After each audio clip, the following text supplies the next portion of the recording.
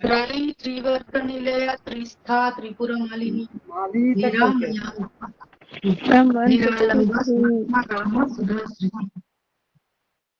सुधा श्रुति ही। हाँ 163।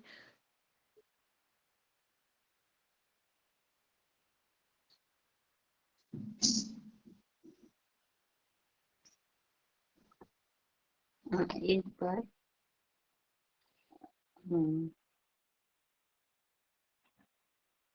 और तेलुगु और ये दोनों तो थोड़ा सही है।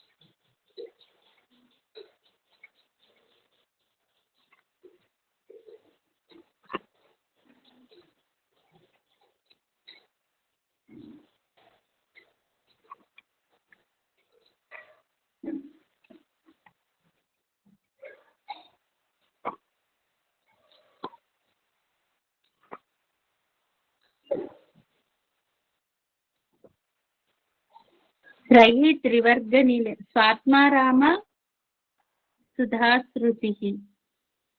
इतना तक हो गए। निरामया हो गया ना, निरामया निरालंबा। स्वात्मारामा भी हो गया ना। जी मैडम हो गया। उतना तक हो गया स्वात्मारामा।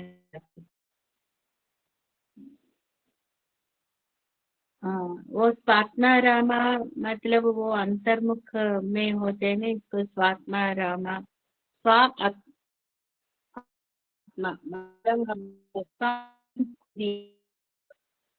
वो स्वात्मारामा खुद ही वो अंतर्मुख होते हैं ना, उसको स्वात्मारामा बोलते हैं। वो स्वात्मारामा पे होते तो पूरा इंद्रिय पूरा अंतर्मुख हो जाते हैं। नेक्स्ट सुधा श्रुति ही। निरामया निरालंब स्वात्मारामा सुधा श्रुति ही। सुधा श्रुति ही। और निरामया निरालंबा मतलब वो समाधि स्थिति है, क्योंकि निरामया वो उसमें होते हैं, शून्य स्थिति होती है, हमारा मन पूरा शून्य स्थिति में आते हैं। निरालंबा माँ खुद ही वो निरामया निरालंबा, उसको हम आराधना करते तो उसको क्या गुण है, क्या वो ही वो भी निरामया निरालंब स्वात्माराम सुधा श्रुति। तब हम निरामया निरालंब स्थिति में होते तो हमारा आत्मा पूरा अंतर्मुख हो जाते हैं ना, तब स्थित आते हैं। तब क्या होते हैं? सुधा मतलब क्या है? सुधा मतलब पीयूष है। तब क्या होते हैं? हम अमृतत्व स्थिति में आते हैं। मतलब अमृतम, मृत मतलब वो मृत, वो मरते हैं ना, इसको मृत बोलते हैं। अमृत मतलब वो कभी भी नहीं मरते, मतलब हमारा आत्मा कभी भी नहीं मरते। इसको तब आत्मा कब वो मुक्ति पा जाते हैं, मतलब वो शरीर का उपाधि नहीं ढूंढते, तब वो फिर जन्म नहीं लेते हैं, उसको बोलते हैं वो स्वात्माराम, मतलब वही स्थिति में होते तो तब वो अमृतत्व आते, वही सुधा श्रुति। अमृत, वो अमृतत्व में हम आते ना, वो अमृतत्व को बोलते हैं मुक्ति। मुक्ति बोलते हैं मतलब हम फिर जन्म नहीं लेते हैं, वो स्थिति आते हैं। तब वो अमृत वर्ष होते हैं। वो अमृत वर्ष मतलब वो अमृत प्रवाह जैसे आते हैं, वो सहस्रार्थे सुधा ताराभिवर्षिणी बोलते हैं ना, वो सहस्रार्थे वो पूरा अमृत का वर्ष आके नीचे चक्र को वो अमृत में डुबा देते हैं। ऐसा ये सुधा श्रुति ही, मतलब वो अमृतत्व प्रवाह जैसे आते हैं तब आते हैं, वो निरामया निरालंबा स्टेट में होते हैं ना, तब आते, तब हमारा मन भी शून्य स्थिति में होते हैं। इसमें होते हैं प्रभा शून्यम, मन शून्यम, बुद्धि शून्यम, निरामय, मतलब उसमें होते हैं हमारा मन भी शून्य होते हैं, बुद्धि भी शून्य होते हैं, सर्व शून्यम निराभास समाधि रविदीयते, मतलब वो स्टेट में आते, निरामया निरालंबा मतलब कुछ भी नहीं होते हैं, पूरा शून्य स्थिति होते है, उसको बोलते हैं समाधि स्थिति। वो स्थिति में सुधा श्रुति मतलब वो अमृतत्व, वो अमृत का प्रवाह होते हैं, इसको बोलते ये सुधा श्रुति ही। वो अमृत का तत्व क्या है? अखंड आनंद, मतलब कोई भी सुख भी नहीं होते, दुख भी नहीं होते, संतोष विचार कुछ भी नहीं होते, पूरा आनंद स्थिति, वही आनंद स्थिति सुधा श्रुति।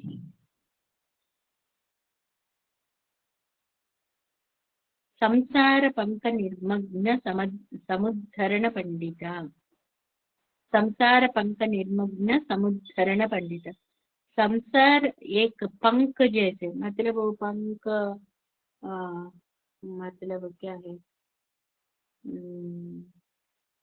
प्रश्न బురదని ఏమంటారు? బురద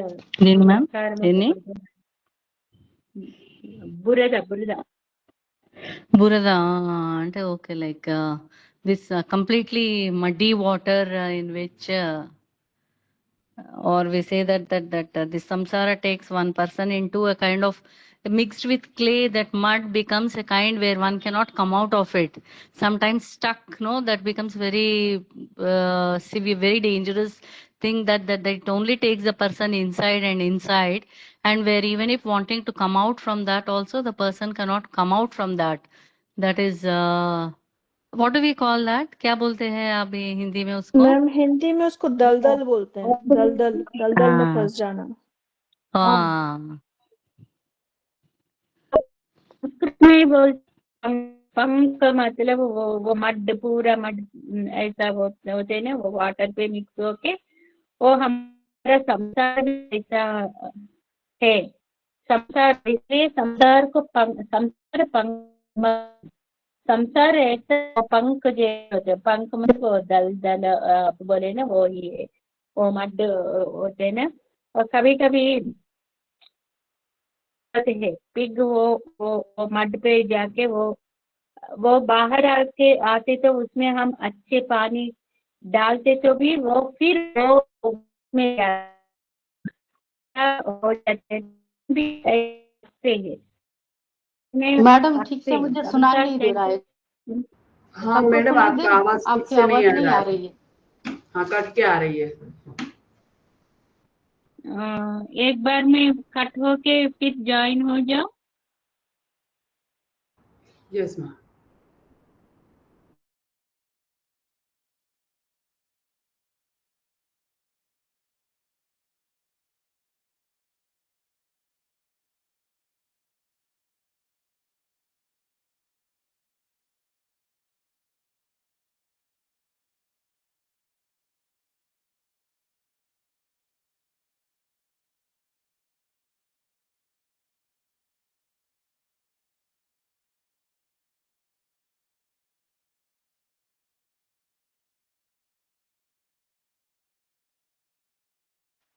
अभी आ रहे हैं अच्छे से?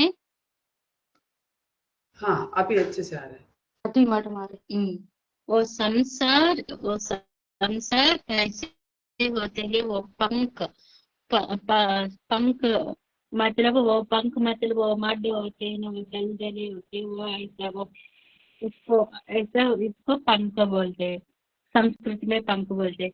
वो पंकजा, पद्म को बोलते पंकजा बोलते, क्योंकि लोटस कहाँ से और उसका जन्म होते हैं, वो मड से ही जन्म होते हैं। मगर वो लोटस को, लोटस मतलब वो वो पद्म है, वो पद्म, इसलिए वो पद्म को बोलते पंकजा भी एक नाम है, क्योंकि वो उसमें वो जन्म लेते हैं, मगर उसको पंख नहीं छूते हैं, मतलब वो मड उसमें नहीं आते हैं, वो लोटस को उसमें रहते भी उसको वो नहीं छूते हैं। ऐसा ही हम भी संसार का पंख में रहते भी हमको वो नहीं लगाना है, मगर हमको क्या होते हैं,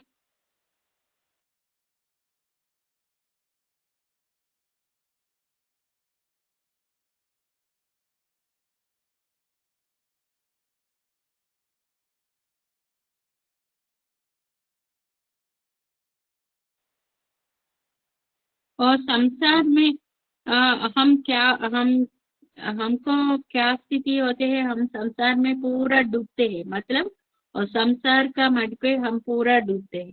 अगर ऐसा नहीं रहना है, मतलब हमारे मन को इतना हम स्वच्छ रखना है, ये हमारा मन पे नहीं होना चाहिए। हम संसार में रहते भी और संसार का वो लक्षण होते हैं ना, वो हमारा मन पे नहीं होना है। मगर हम धर्म से हम और संसार को देखना है, मगर हमारा मन को नहीं लगाना है, मन पे नहीं लगाना है। क्या होते, मन पे लगाते तो पूरा दुख हो जाते। आप देख लीजिए, आप लोग कहते तो संसार में इतना इतना ये होते हैं, वो पूरा उसको हमारा मन पे लगाते तो पूरा हमको दुख में हम डूबते हैं। इसलिए संसार कैसे होते हैं, वो पूरा संसार को पंख से भी, पंख भी कहते हैं, समुंदर भी कहते हैं, समुंदर इतना होते हैं, मगर वो समुंदर में हम डूबते तो हम बाहर नहीं आ पाते ऐसा। और संसार से हम अलग होना है, अलग होने के लिए क्या करना है, निरंतर नाम स्मरण करते तो ही हम संसार से बाहर आ जाते, नहीं तो हम संसार में डूबते हैं, सब डूबते हैं। और वो पंख जैसे होते हैं ना, वो दलदले वो हम पर आ जाते हैं।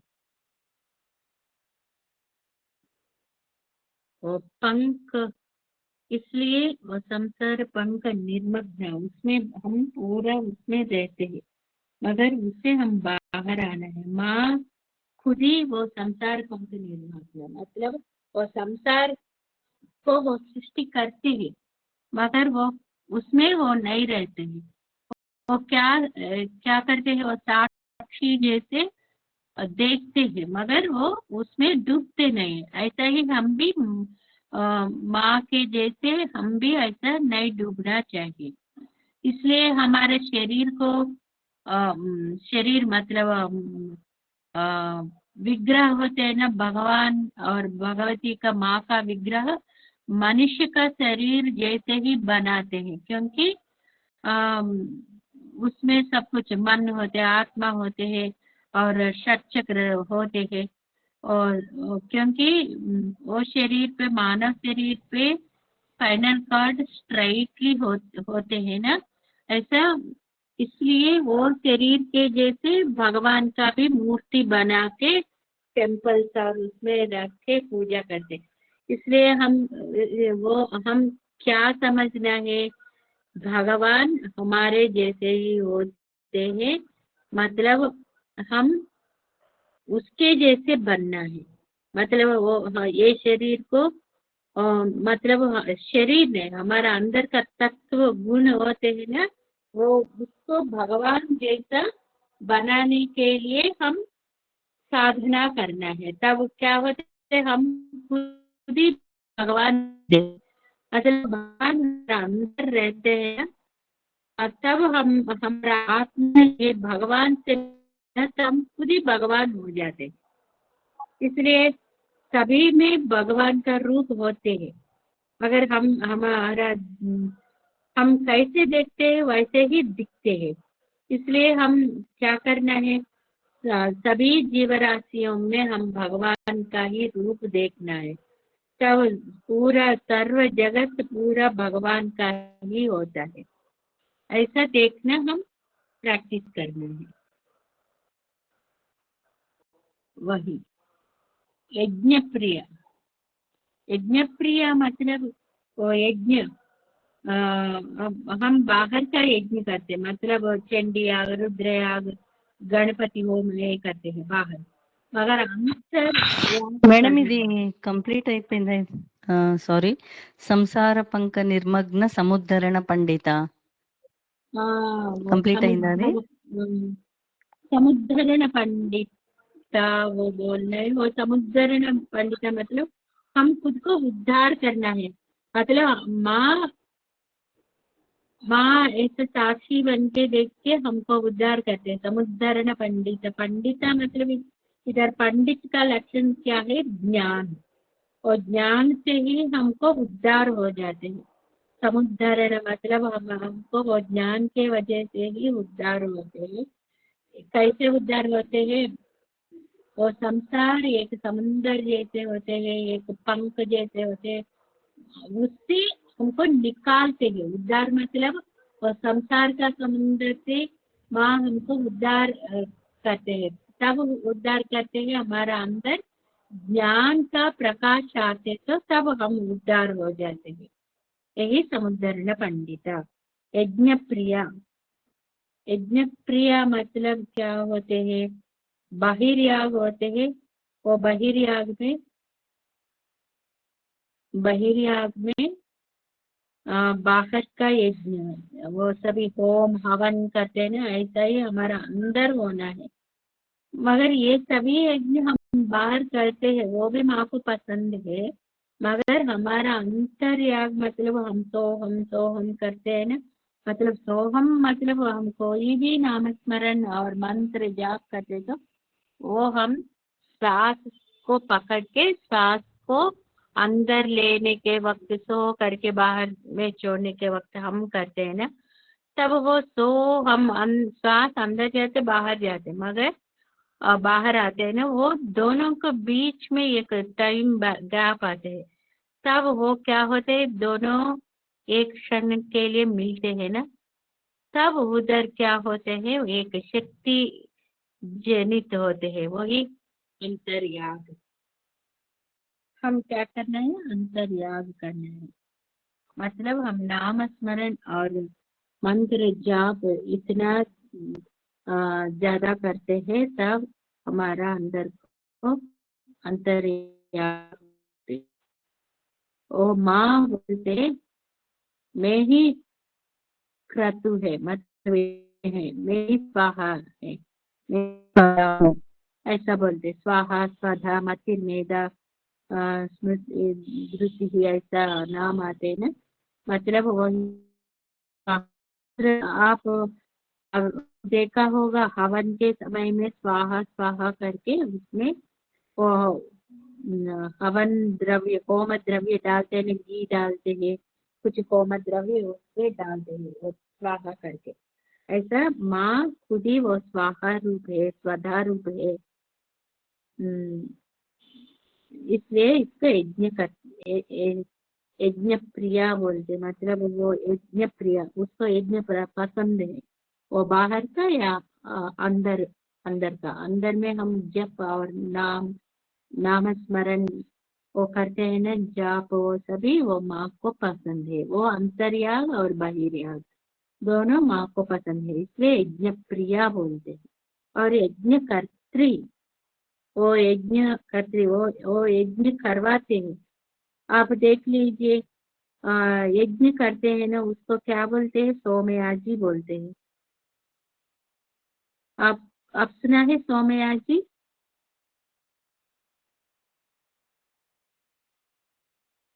यज्ञ करवाने वालों को बोलते हैं सोमयाजी बोलते हैं।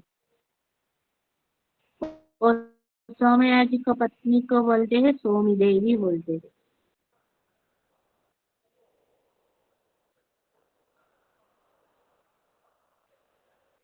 ऐसा वो सोमयाजी का रूप में माँ ही होते हैं, माँ ही उसका अंदर रह के और यज्ञ करवाते हैं। इसलिए यज्ञकर्त्री बोलते हैं। यज्ञ करवाने वालों को क्या बोलते हैं? यज्ञकर्त्री। माँ खुद ही सोमया जी के अंदर रह के वो करवाते हैं। यज्ञ करवाने वालों को क्या बोलते हैं? याजी बोलते हैं।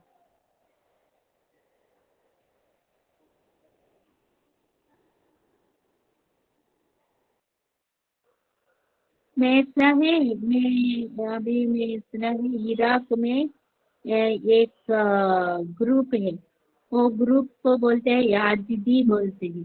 वो याजिदी वो साउथ से मतलब वो दक्षिण भारत से ही वो जाके उधर कुछ हजारों सालों पहले उधर गए थे, मगर अभी वो थोड़ा उसका मुस्लिम जैसा नाम होते, मगर वो हिंदू सांप्रदाय को वो मानते हैं।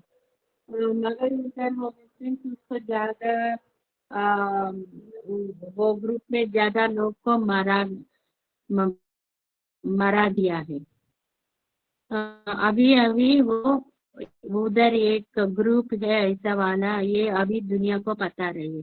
उधर एक हिंदू जैसे टेम्पल होते हैं ना, ऐसा ही उधर एक टेम्पल है, वो दीप जलाते हैं।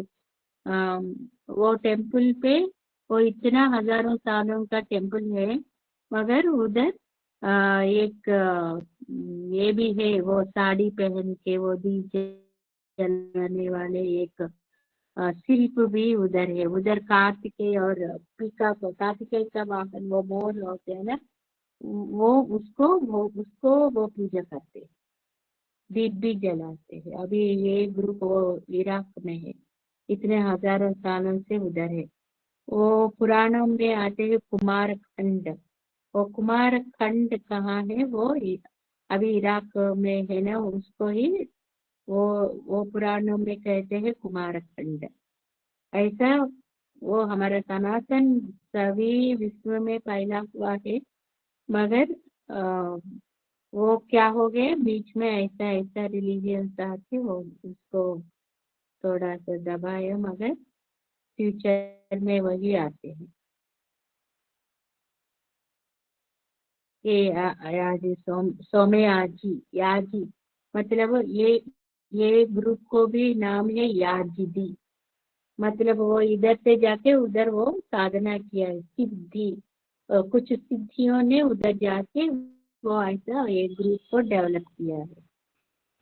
इसको वो ज्यादा हवन वो सभी करते नहीं, इसलिए याजी बोलते हैं। अभी एक ग्रुप को भी याजी बोलते हैं। आप देख सकते हैं, आप गूगल में या यूट्यूब में सर्च करते तो वो ग्रुप के बारे में आते हैं, आप देख सकते हैं। यज्ञकर्त्री वो इसलिए वो शिव जी बड़ा सोमया जी है, उसका पत्नी वो सोमी देवी है। वो सोमी देवी पार्वती है। पार्वती को भी ऐसा हम समझ सकते हैं। दोनों मिलके पूरा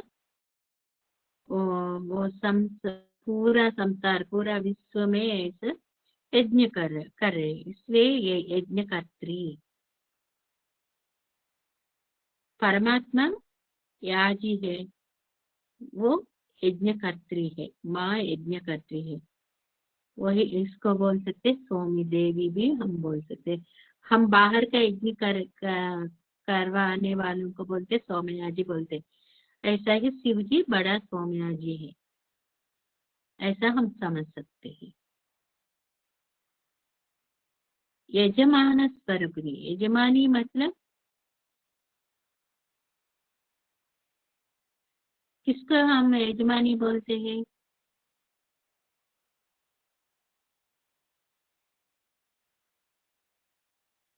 हम समझ कोई जाए। स्पेशल यजमान कोई स्पेशल पर्सन हो, गेस्ट हो, उसको यजमान बोलते हैं। यजमानी मतलब ओनरशिप होते हैं ना, common language. Here I'll just mention that in Karnataka, usually in the common language and usage, the husband is called as Yajmana. And I found it really very surprising when I was newly married that ladies would call and said, tell your yajmana. What is this very strange thing? Calling husband as as if some property owned by a person. Then they give that place or that position of yajamana to husband, and that is a very common usage in like how the ladies talk also, like mentioning about anyone's husband. They said tell your yajamana, or the husband himself is all the time called as yajamana. So that is how it is in Karnataka. हाँ, हिंदूपुर में भी ऐसा बोलते हैं, क्योंकि हिंदूपुर भी Karnataka culture mix हो जाता है ना, इधर भी यजमाना बोलते हैं, मतलब घर को वो देखते हैं ऐसा समझ के इसको यजमानित्व इसको दे दिया है। मतलब हम बोलते हैं फैक्ट्री का यजमानी बोलते हैं, कुछ कंपनी का यजमानी बोलते हैं, ऐसा घर को चलाने वाले वो वही हो जाते हैं ऐसा समझ के इसको यजमानी बोलते हैं। इधर हम एक मीनिंग है यज, मतलब यज्ञ का दीक्षा करते हैं ना, यज्ञ का दीक्षा उसको बोलते हैं यजमानी। वो माँ यजमान स्वरूपिणी, मतलब वो क्या करते, वो सृष्टि करते हैं ना, वो भगवान सृष्टि करते, मतलब शिव और पार्वती मिलके वो सृष्टि करते हैं, मतलब वो ब्रह्मा विष्णु महेश्वर वो पंच ब्रह्मा होते हैं, उसका अंदर किसका शक्ति होते है, माँ का ही शक्ति होती है। माँ उसका अंदर शक्ति के रूप में होके पूरा विश्व को और वो संसार को वो सृष्टि करते हैं ना, सृष्टि करके ये क्या करते हैं, पूरा पालन पोषण और उसके बाद संहार लय करते हैं, फिर जन्म, फिर सृष्टि करते हैं, फिर उसको अनुग्रह देते हैं, ऐसा करते हैं। ये सभी इसको बोलते हैं यज्ञ। यज्ञ मतलब ये यज्ञ जैसे ही वो सृष्टि पालना और लय करना, ये पूरे यज्ञ जैसे ही है। इसलिए शिव जी बड़ा सौम्या जी है, उसका पत्नी सौम्य देवी है, इसलिए वो यजमान स्वरूप है। मतलब वो यजमान मतलब वो खुद ही सृष्टि करते हैं, खुद ही लय करते हैं, खुद ही पालन करते हैं, ये सब खुद ही निर्णय लेते हैं ना। हम देख सकते हैं यजमान का लक्षण क्या है, वो निर्णय लेते हैं, मतलब ये ऐसा होना है, ऐसा होना है, ऐसा करके वो खुद ही निर्णय लेते हैं ना, उसको वो यजमानी का लक्षण है। और एक आप देख लीजिए, और एक कंपनी के यजमानी होते हैं, वो खुद ही डिसीजन लेते हैं और डिसीजन मेकर है। ऐसा ही सृष्टि करके वो सभी वो खुद ही वो निर्णय लेके वो खुद ही डिसीजन करके वो सृष्टि और पालना और संहार करना, फिर सृष्टि करना, फिर अनुग्रह करना, ये सभी वो भगवान, वो खुद ही भगवान और भगवती, मतलब भगवती मतलब माँ, ये दोनों मिलके ये करते हैं। इसलिए माँ को बोलते हैं यजमान स्वरूपिणी, मतलब वो खुद ही सब कुछ करते हैं, ये यजमान का लक्षण है। अभी समझ में आ गया ना? कुछ डाउट है?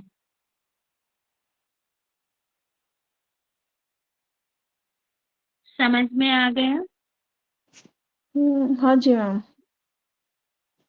सोनाली जी? जी मैम, हाँ जी मैम।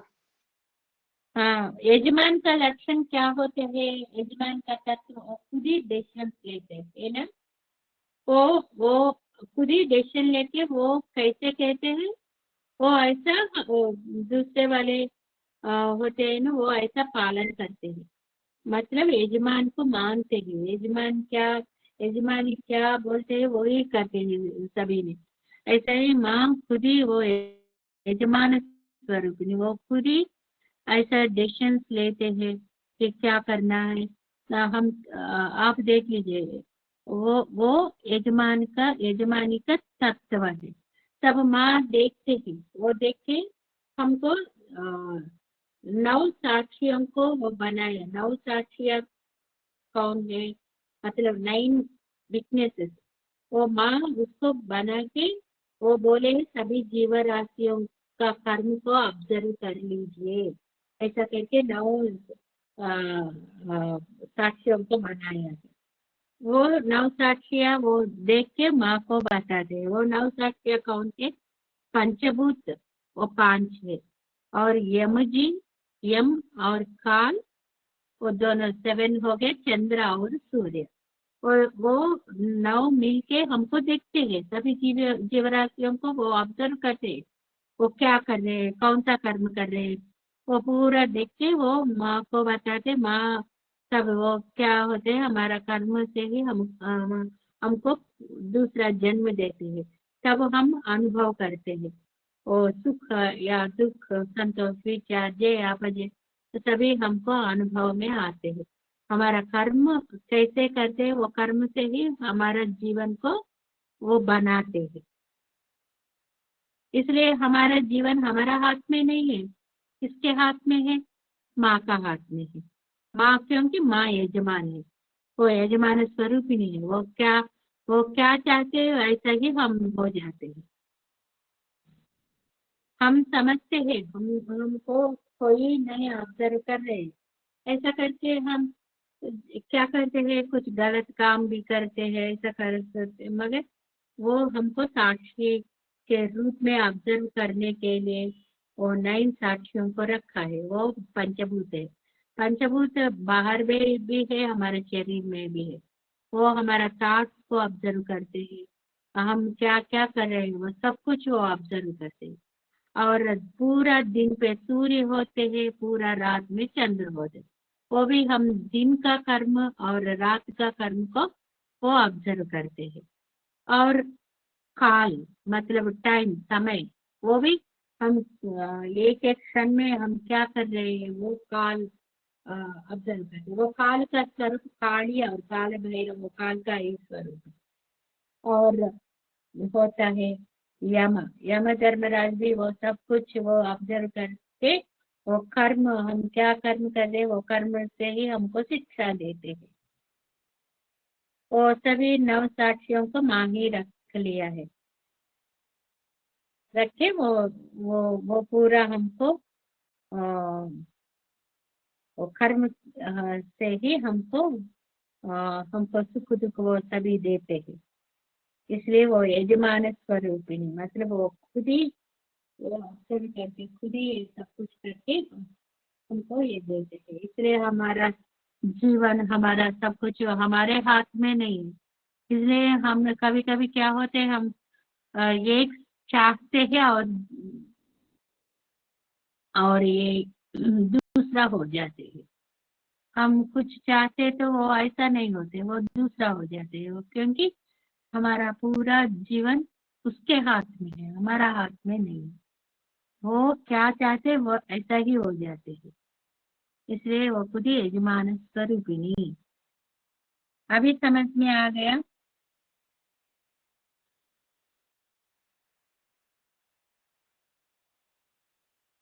हाँ मैम। इतना तक आप कह सकते हैं प्रसन्ना जी? हाँ हाँ मैम।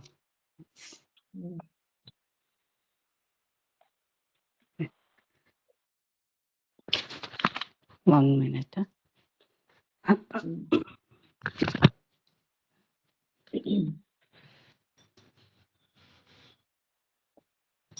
आप अच्छे से समझ लीजिए ये। इसलिए यजमानी को, और एक बात है, यजमानी को हम अच्छे रहते तो यजमानी को पसंद हो जाते हैं ना, इसलिए हमको देखते हैं ऐसा। माँ हमारे यजमानी है, वो यजमानी यजमानी स्वरूप, इसलिए हम वो उसको पसंद हम करते हो, वो हमको के वो हमको वो मुक्ति दिलाते। Niramaya, Niralamba, Swatma, Rama, Sudhashrutihi. So we've learned that Niramaya Sthiti is a state where it is a completely healthy state and it is disease free. And then that Niralamba is that is one person is very strong internally also, as a very independent person who doesn't need any support or require any help as such. So she exists herself in that form as Niramaya, Niralamba, in such an independent and in such a strong way that ultimately again that Swatma, Rama, Sudha, Shrutihi. These formations are leading way for the realization of the self in the form of Atma, where it is leading them towards that ultimate Ananda Sthiti, giving them that Anubhuti of experiencing that complete Chaitanya Tattva in everything. So not only that we see that Chalana or that Chaitanya Tattva of life in the living forms, but also, but once we come to this realization, we realize or we get to see that everything has got that Chalana or that kind of something within even the non-living things as well. So, and then this sthiti is called as that Akhanda Ananda sthiti.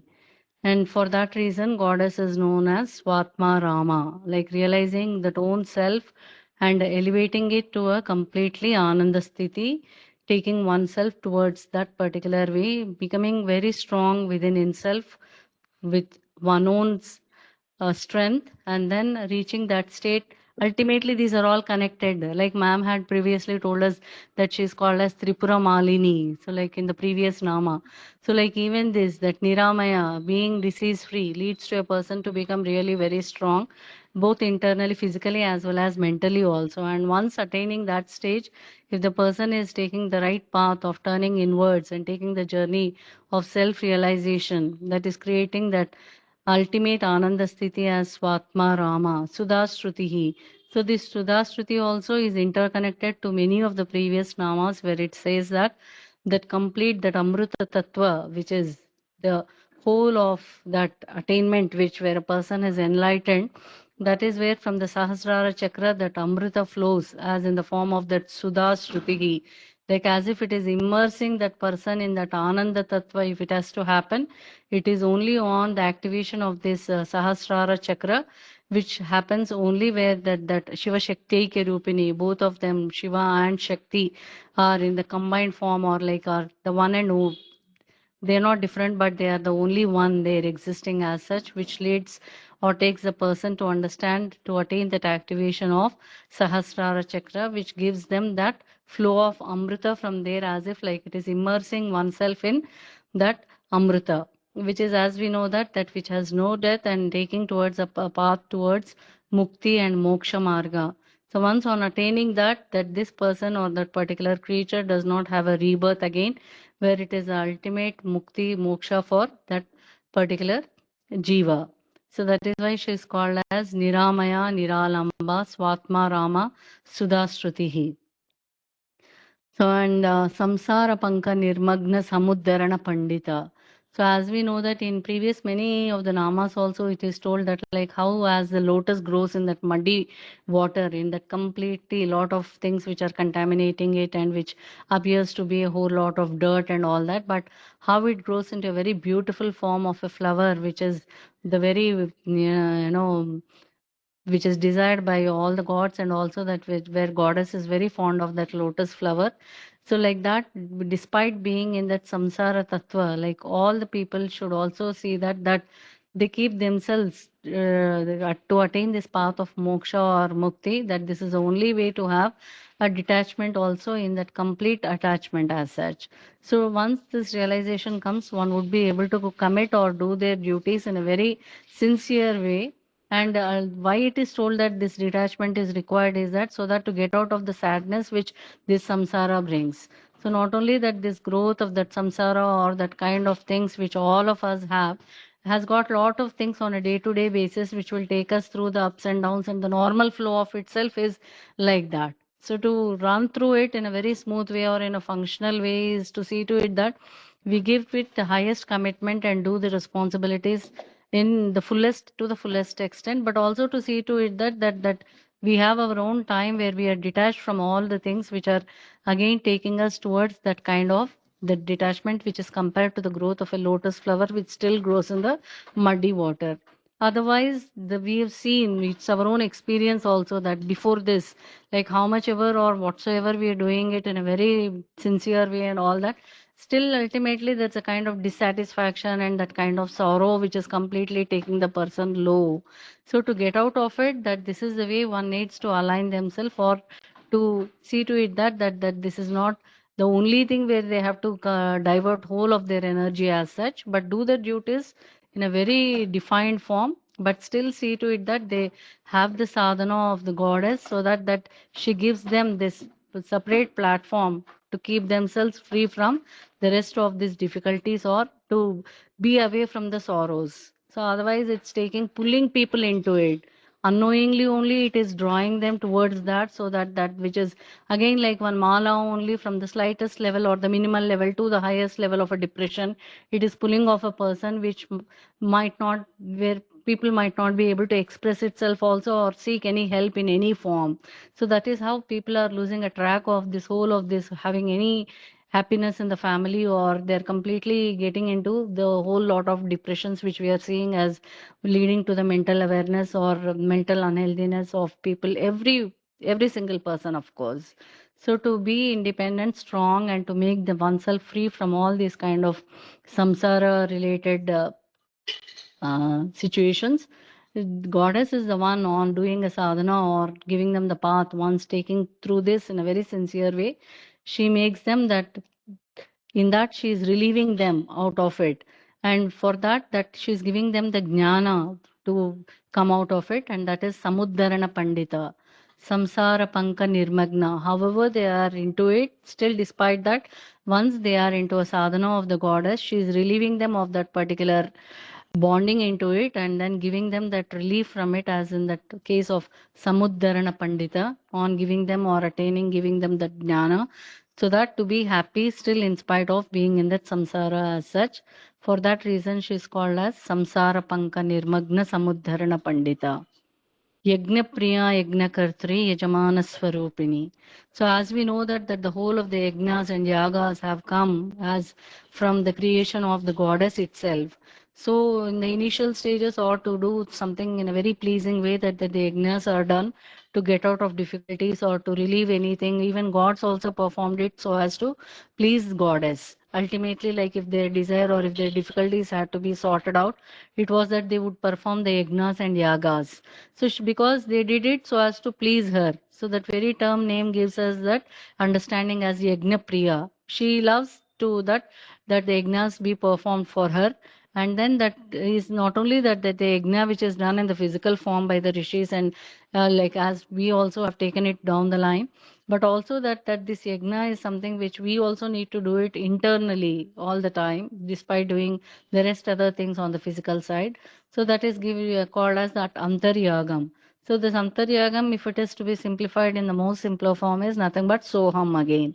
So that the to understand this, probably people must have given in n number of years into it to do what. So soham is something which is as called as a antaryagam, which gives the person that kind of a shakti, where that creates that strong formation of yajna tattva within them, so as that they perform it, or they're just normally flowing the flow of their breath in and out of it. If they are just having the focus on it, the rest all things are sorted out. So even in our experience, if we are doing that, so the lot of stress is completely relieved just on having our focus on it as such. So for that reason, goddess is called as Yajna Priya, Yajna Kartri. So as she herself is the one who is allowing that yajnas to be performed, and the one who does, or who's the creator, or who's making this yajna happen, is called as the yagi. And it is none other than Shiva, who is the greatest as Adi Yogi, who is doing this yaga all the time. For the reason he is known as Somayaji. And then she, being the wife or the goddess for the Shiva, she is called as Soma Devi as well. So and hence she is nothing but again the form of Shiva herself. So she is called as Yajna Kartri. So making the way for this yajnas to happen as well.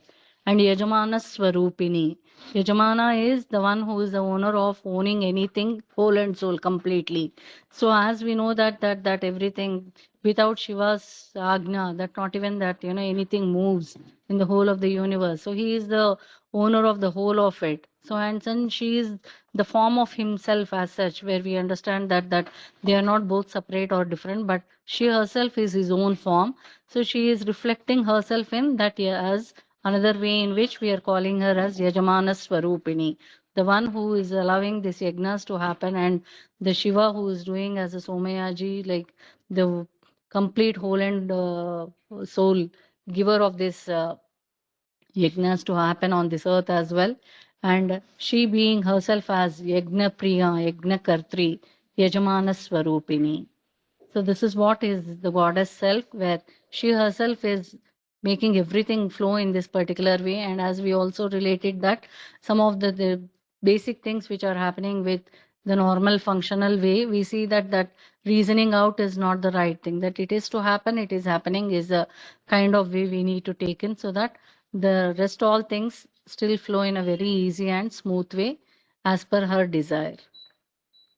So Shubha Navratri for all of us, so that we are into the sadhana and the chanting of taking of goddess name.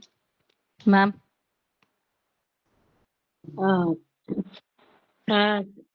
अच्छे से बताएं आपको।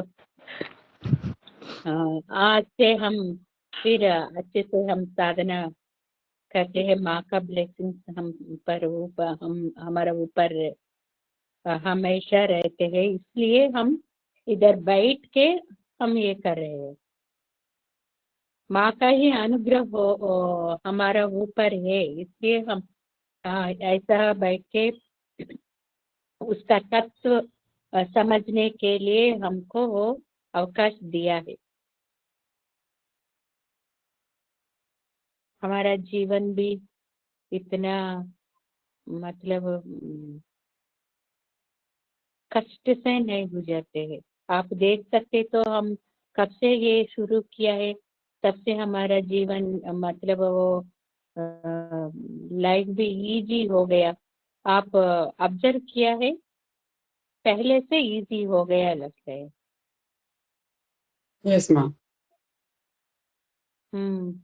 क्योंकि पहले हम क्या करते थे, उसको कोई कष्ट या दुख आते तो उसको हम पकड़ते, मगर अभी वो इतना नहीं पकड़ते, वो खुद ही सॉल्व हो जाते हैं। आप ऑब्जर्व करते तो मालूम पड़ते हैं। कुछ कष्ट आते तो भी वो सहने का शक्ति भी हमारा अंदर से वो शक्ति बढ़ते है।